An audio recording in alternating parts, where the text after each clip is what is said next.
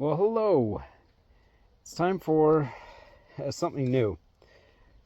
So what I'm going to be doing today is I'm actually going to demonstrate how I would go about making a step stool for our kitchen. So for Mother's Day, I'm going to make a step stool for my wife, something that'll match our cabinets. So I'm going to stain it in the same color stain and do it in the same style as our cabinets.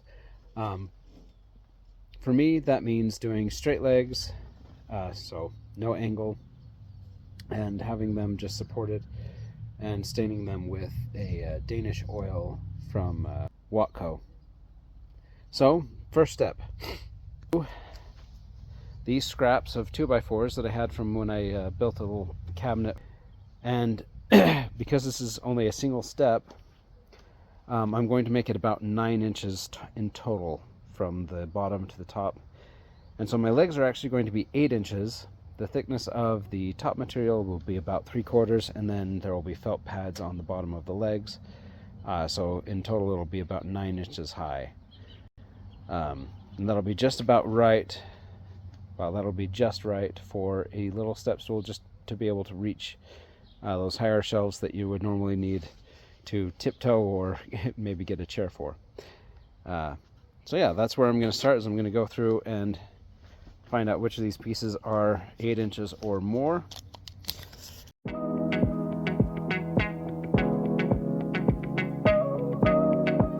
Alright, I've got some pieces picked out here that I think I want to use. So what I'm going to do next, I'm actually going to cut the ones that I want for the legs down to 8 inches. And the rest, I'm actually going to cut them to 8 inches first. And then I'm going to rip them down in half. And you'll see why that is in a minute. But basically I'm ripping them in half to act as supports in between the legs.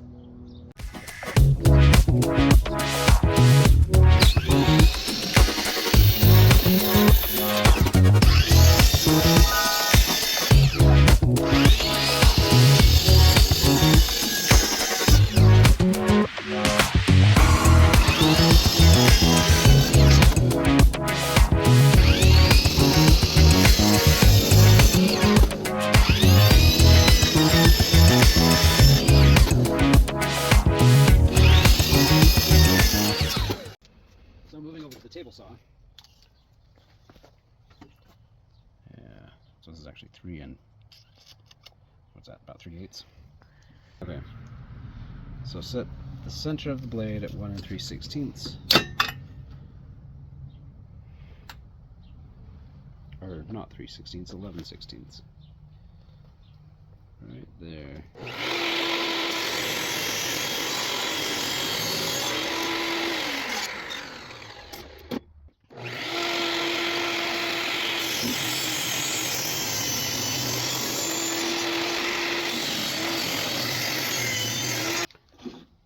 So now we've got all of these pieces that we need. You can tell some of them are a little ugly, so you can go ahead and cut another one if you want. I think all I will do with that is just sand it down so that it might have a divot there, but it won't be big and ugly. It won't be all scraggly. Alright, so now we can get out the sander and actually do some sanding on these. Alright, so we've got our 4 legs and our supports.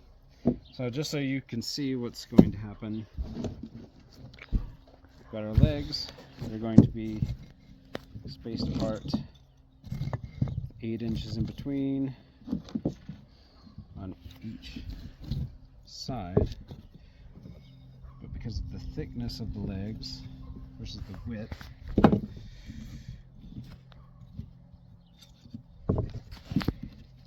it's going to make a stool that size.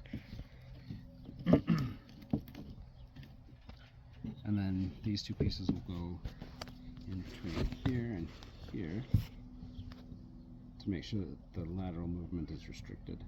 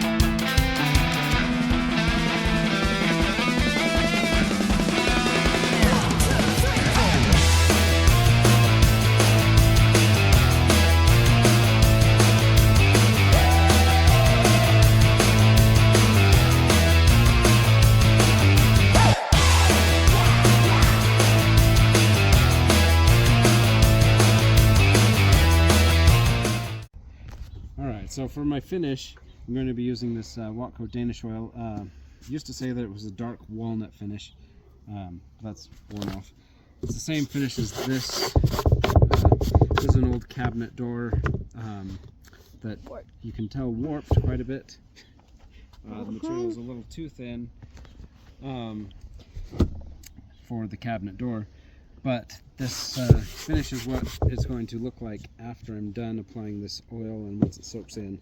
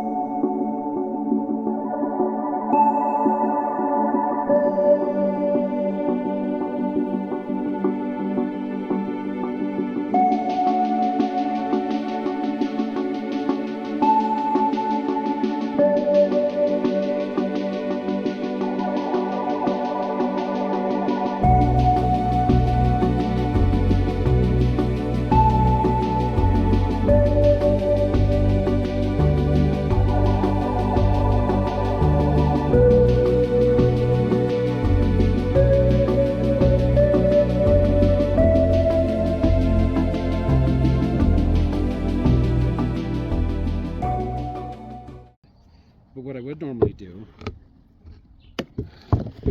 how I made, well, not that, but the replacement cabinet doors, is I took these pieces that are 3/4 of an inch thick and glued them together like that. Of course, after I cut them down to the right length.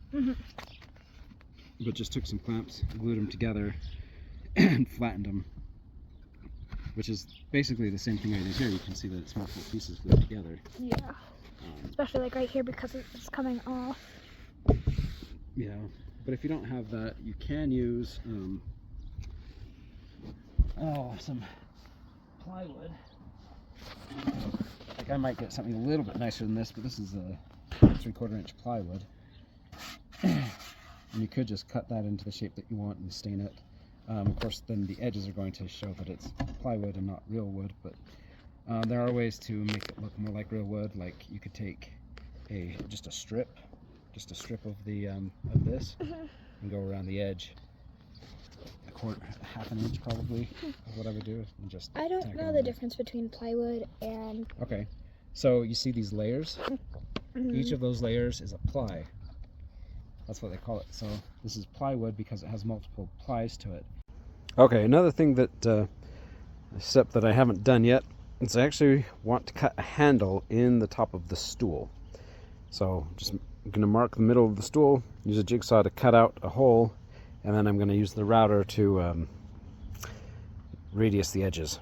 Got about 6 inches. If you're not sure if exactly, because this is more like 12 inches plus a 1/16. So really I just mark 6 inches on that side, I mark 6 inches on the other side, and then go in between those two marks as my center.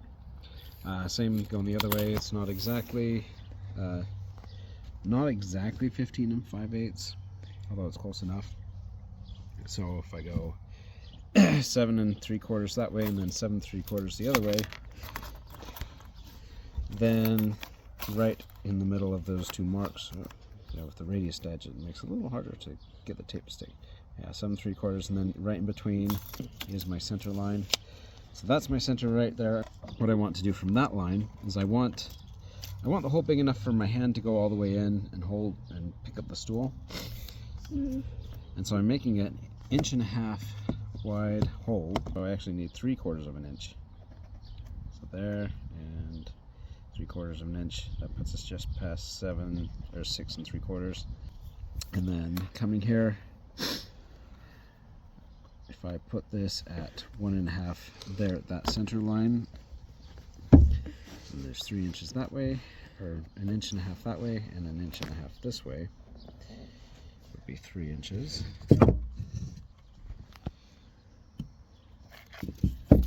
But then I'm also going to have a radius that goes out around, and that radius will be, what did I say it was? It was 5/8. believe. I'll measure out from that line. So I've got my center lines, got it square, so I will take the 3-inch, mark there, mark 3 inches on this side. Oops, went a little past. Okay. So then to do the radius, I'll actually go past by 5/8. So there's where it will end on that end.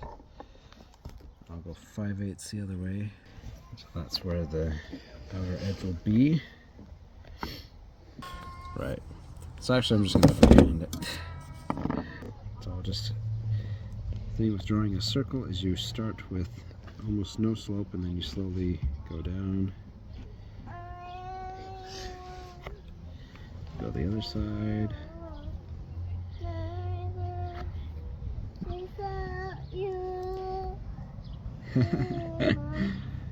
That's my youngest daughter. She likes to sing. It's one of her favorite things to do. You just kind of shape it the way you want it to look.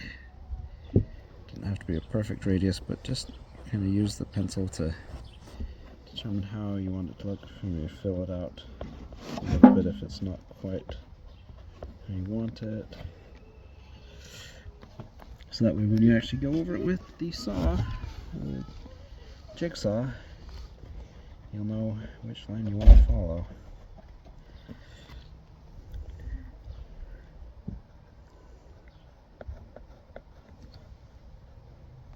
Okay, it's looking pretty good there.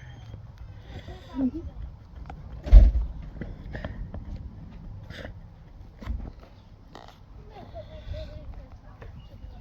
All right.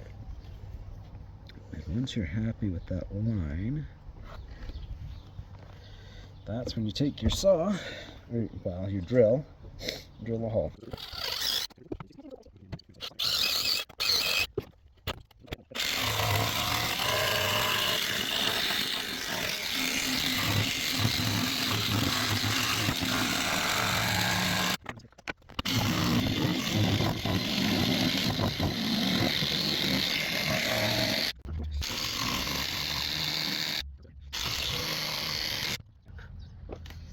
That will need a bit of smoothing out. Alright, here we are on another day. I've let all the stain dry, set. It rained here a bit, so it's a little damp too, but the stain has protected it pretty nicely, I think. So what I need to do now is to clean up the insides of these holes that I cut, just with the, I cut it with the jigsaw. So what I'm going to do is I'm going to take a hole saw that's about the right size, and I'm going to tape some sandpaper to it. So I'm going to cut this sandpaper just into a strip that I can put around the hole saw.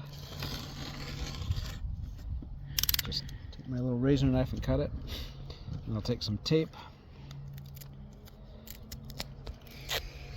and tape the sandpaper to the hole saw. So that when it, just get this tape there, get a little bit of tape on the sandpaper. Okay,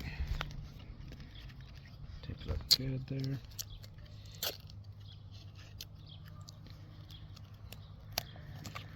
Break it off. Okay. And then just roll the sandpaper around so that when the sandpaper is spinning, it's got a little tail there, but it's going to hold it tight as long as I'm spinning it the right direction.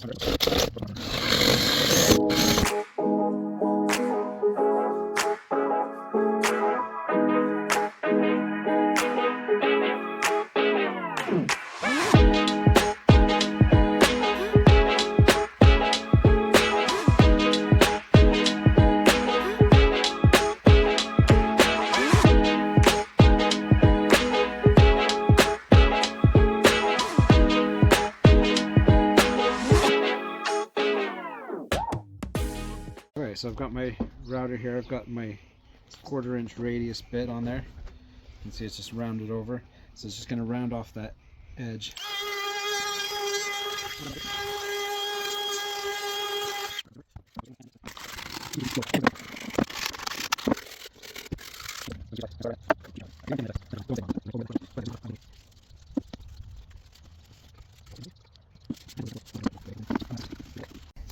Okay, so this is the final step. We're on to assembly. If you have a pocket hole jig, you can use that, and that makes it nice and convenient. But where we do not have a pocket hole jig, I will just be using a regular, what is this? This is a 5/64 or 19, what is this? I looked at it, and then, yeah, 13/64 drill bit and some construction screws. Pause the video real quick. Okay, so I've got some construction screws here. Now these are 3-inch screws. So the way I'm going to do this is I'm going to set out the pieces the way I want them, decide which ones I want to be the top and which to be the bottom.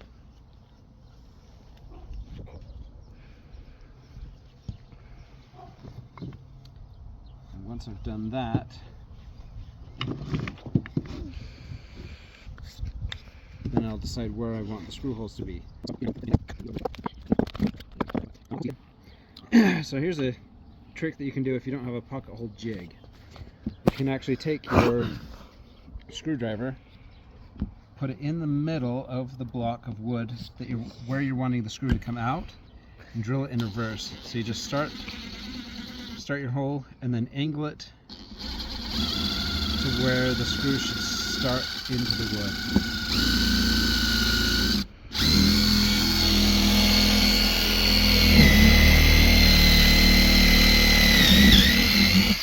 See?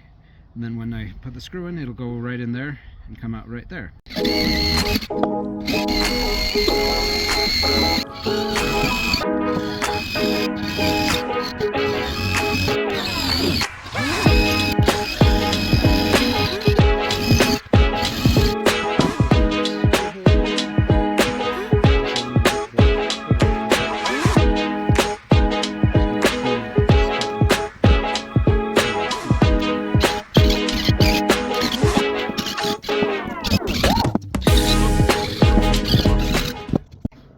Okay, so now that I've got those holes made, I can go ahead and start putting screws in. And this is actually a super simple process because it is measured out exactly, so you just put the screws just right into the piece, and you don't have to worry about all these pieces are the same size, so no worrying about which one goes where. They can all just kind of blend out wherever.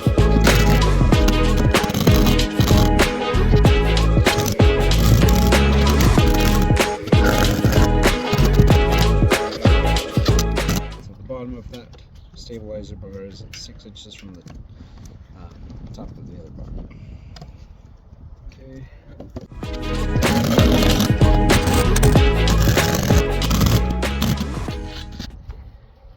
If you don't like all these screw holes, you can clean them up with some sandpaper and just put a little extra stain on there. That will hold it. And there's the base for our stool. Got the top on there, it's a little wobbly, but this is because there's only a single screw holding it at each point. I'll get some shorter screws to attach it here. Okay, so in order to attach this top, I'm actually using just drywall screws, which are fine for this application because I'm just attaching the top to this. They're not actually holding weight. The trick here is that I have actually kind of put myself into a corner because I want to countersink that. These are 1 1/4 inch length, and that is just barely as long as this piece of wood. So I actually need to countersink these about 1/4 inch in. So I want that 1/4 inch drill bit to make pilot holes for each of these to go into. In order to do that, we'll actually have to remove these brace pieces again. Oh well, that's just the way it goes sometimes. Alright, I'll just remove these again. screws, you can just take them out.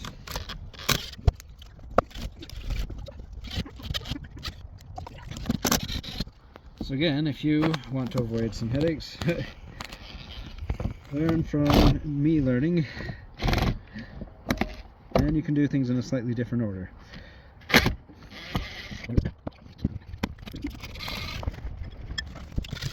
we're just going to put screw holes at 2 inches in from the side here. I should avoid that, yeah. 2 inches right there, and then 2 inches right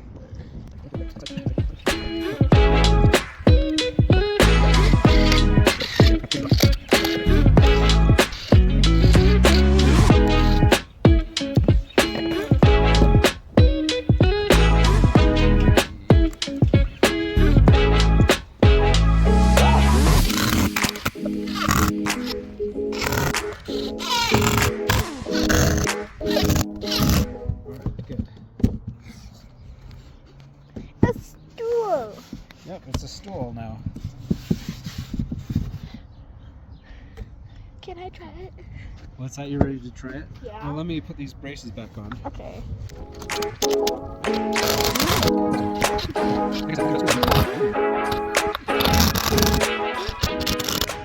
There, that's tight enough. Woo. Alright, we have our step stool assembled.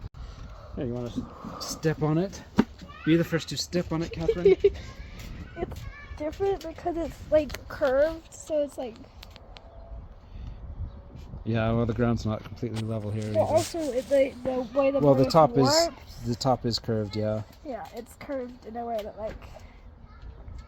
I don't know. It's not completely flat. Yeah, it's just not completely flat. Alright, well, yeah, I'm going to go ahead and finish it and then take some final shots.